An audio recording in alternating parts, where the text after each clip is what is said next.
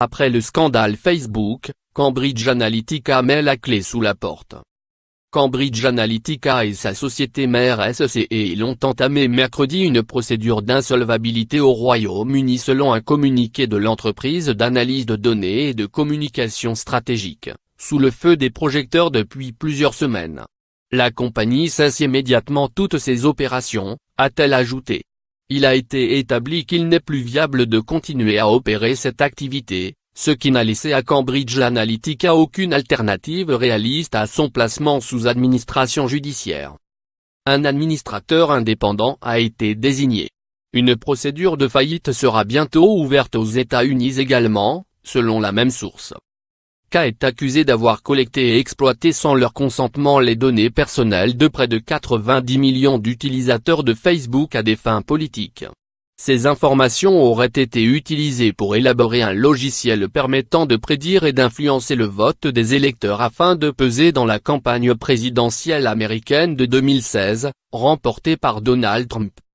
K a démenti catégoriquement, malgré les déclarations filmées en caméra cachée de son directeur général Alexander Nix, qui avait depuis été suspendu. Lire aussi. Métamorphose de la vie privée, du 19e siècle à Facebook. Au cours des derniers mois, Cambridge Analytica a fait l'objet de nombreuses accusations infondées et, malgré les efforts de l'entreprise pour rectifier les faits, elle a été calomniée pour des activités qui non seulement sont légales, mais aussi largement acceptées comme faisant partie intégrante de la publicité en ligne dans les domaines politiques comme commercial, a dénoncé la firme. Le siège mené par la couverture médiatique a éloigné presque tous les clients et fournisseurs de K, a-t-elle également déploré.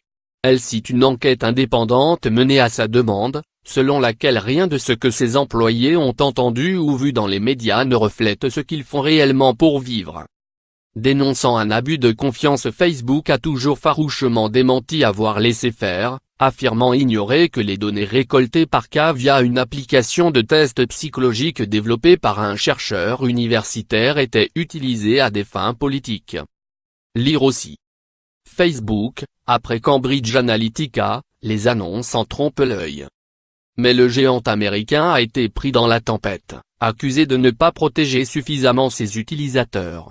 Son patron, Mark Zuckerberg, a dû faire amende honorable pour les erreurs passées de son groupe, lors d'une longue audition en avril par des parlementaires américains.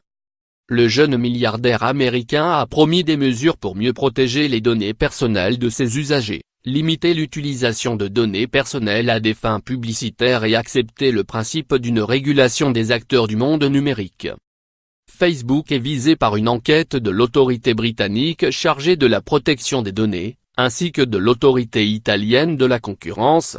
L'instance de coopération des autorités chargées de la protection des données au sein de l'UE, le G29, s'est également saisi du dossier, offrant son appui aux enquêtes nationales, tandis que la Commission européenne a demandé à Facebook de coopérer pleinement avec les enquêteurs européens sur ce scandale.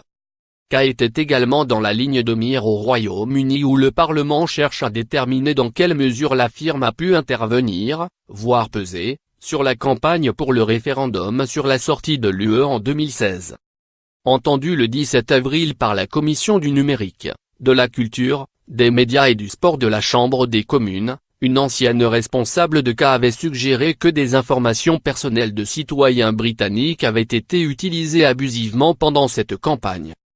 Cette commission parlementaire a demandé une nouvelle fois mardi au patron de Facebook de venir s'exprimer devant elle, menaçant de lui envoyer une convocation officielle s'il ne s'exécutait pas.